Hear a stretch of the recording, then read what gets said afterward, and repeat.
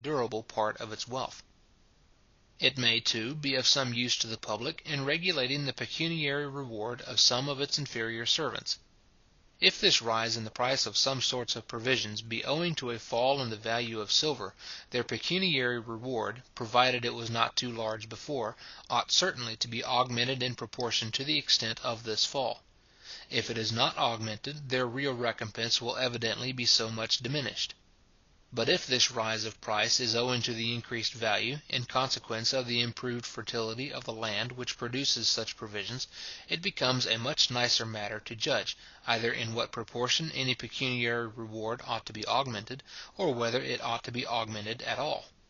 The extension of improvement and cultivation, as it necessarily raises more or less, in proportion to the price of corn, that of every sort of animal food, so it as necessarily lowers that of, I believe, every sort of vegetable food. It raises the price of animal food, because a great part of the land which produces it, being rendered fit for producing corn, must afford to the landlord and the farmer the rent and profit of corn land. It lowers the price of vegetable food, because, by increasing the fertility of the land, it increases its abundance. The improvements of agriculture, too, introduce many sorts of vegetable food, which, requiring less land, and not more labour than corn, come much cheaper to market. Such are potatoes and maize, or what is called Indian corn, the two most important improvements which the agriculture of Europe, perhaps which Europe itself, has received from the great extension of its commerce and navigation.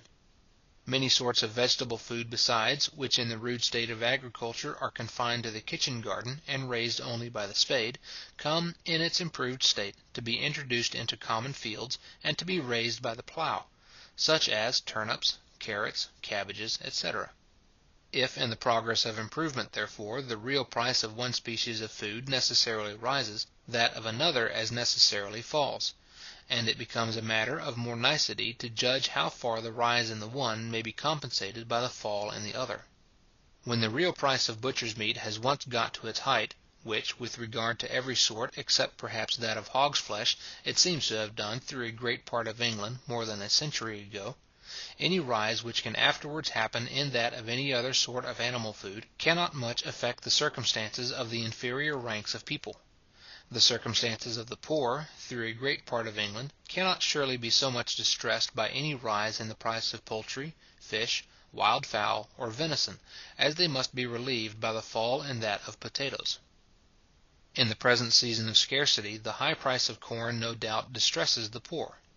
But in times of moderate plenty, when corn is at its ordinary or average price, the natural rise in the price of any other sort of rude produce cannot much affect them. They suffer more, perhaps, by the artificial rise which has been occasioned by taxes in the price of some manufactured commodities, as of salt, soap, leather, candles, malt, beer, ale, etc. Effects of the progress of improvement upon the real price of manufactures. It is the natural effect of improvement, however, to diminish gradually the real price of almost all manufactures. That of the manufacturing workmanship diminishes, perhaps, in all of them without exception. In consequence of better machinery, of greater dexterity, and of a more proper division and distribution of work, all of which are the natural effects of improvement, a much smaller quantity of labour becomes requisite for executing any particular piece of work; and though, in consequence of the flourishing circumstances of the society, the real price of labour should rise very considerably, yet the great diminution of the quantity will generally much more than compensate the greatest rise which can happen in the price.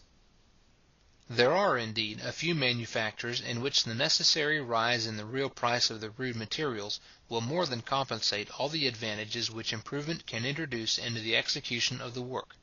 In carpenters' and joiners' work, and in the coarser sort of cabinet work, the necessary rise in the real price of barren timber, in consequence of the improvement of land, will more than compensate all the advantages which can be derived from the best machinery, the greatest dexterity, and the most proper division and distribution of work.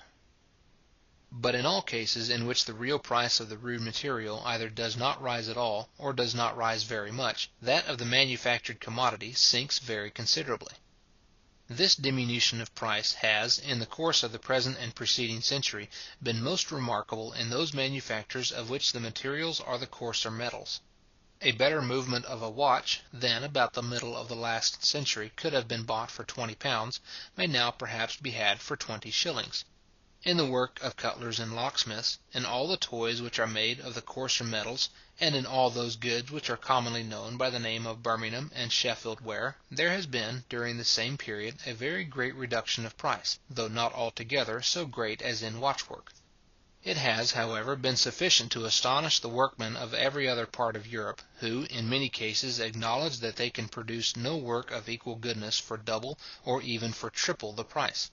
There are perhaps no manufactures in which the division of labour can be carried further, or in which the machinery employed admits of a greater variety of improvements than those of which the materials are the coarser metals. In the clothing manufacture there has, during the same period, been no such sensible reduction of price.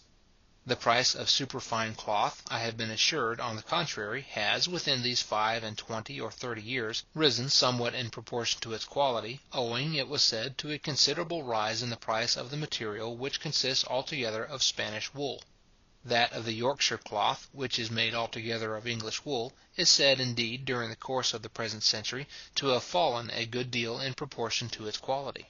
Quality, however, is so very disputable a matter, that I look upon all information of this kind as somewhat uncertain. In the clothing manufacture, the division of labour is nearly the same now as it was a century ago, and the machinery employed is not very different. There may, however, have been some small improvements in both, which may have occasioned some reduction of price. But the reduction will appear much more sensible and undeniable, if we compare the price of this manufacture in the present times with what it was in a much remoter period, towards the end of the 15th century, when the labour was probably much less subdivided, and the machinery employed was much more imperfect than it is at present. In 1487, being the 4th of Henry VII., it was enacted, that whosoever shall sell by retail a broad yard of the finest scarlet grained, or of other grained cloth of the finest making, above 16 shillings, shall forfeit 40 shillings for every yard so sold. 16 shillings, therefore, containing about the same quantity of silver as 24 shillings of our present money, was, at that time, reckoned not an unreasonable price for a yard of the finest cloth; and as this is a sumptuary law, such cloth, it is probable, had usually been sold somewhat dearer. A guinea may be reckoned the highest price in the present times. Even though the quality of the cloths, therefore, should be supposed equal, and that of the present times is most probably much superior, yet even upon this supposition, the money price of the finest cloth appears to have been considerably reduced since the end of the 15th century. But its real price has been much more reduced. 6 shillings and 8 pence was then, and long afterwards, reckoned the average price of a quarter of wheat. 16 shillings, therefore, was the price of 2 quarters and more than 3 bushels of wheat. Valuing a quarter of wheat in the present times at 28 shillings, the real price of a yard of fine cloth must, in those times, have been equal to at least £3 6 shillings and 6 pence of our present money. The man who bought it must have parted with the command of a quantity of labour and subsistence equal to what that sum would purchase in the present times. The reduction in the real price of the coarse manufacture, though considerable, has not been so great as in that of the fine. In 1463, being the 3rd of Edward IV., it was enacted, that no servant in husbandry, nor common labourer, nor servant to any artificer inhabiting out of a city or borough, shall use or wear in their clothing any cloth above 2 shillings the broad yard. In the 3rd of Edward IV., 2 shillings contained very nearly the same quantity of silver as 4 of our present money. But the Yorkshire cloth which is now sold at 4 shillings the yard is probably much superior to any that was then made for the wearing of the very poorest order of common servants. Even the money price of their clothing, therefore, may, in proportion to the quality, be somewhat cheaper in the present than it was in those ancient times. The real price is certainly a good deal cheaper. 10 pence was then reckoned what is called the moderate and reasonable price of a bushel of wheat. 2 shillings, therefore, was the price of 2 bushels and near 2 pecks of wheat, which in the present times, at 3 shillings and 6 pence the bushel, would be worth 8 shillings and 9 pence. For a yard of this cloth, the poor servant must have parted with the power of purchasing a quantity of subsistence equal to what 8 shillings and 9 pence would purchase in the present times. This is a sumptuary law, too, restraining the luxury and extravagance of the poor. Their clothing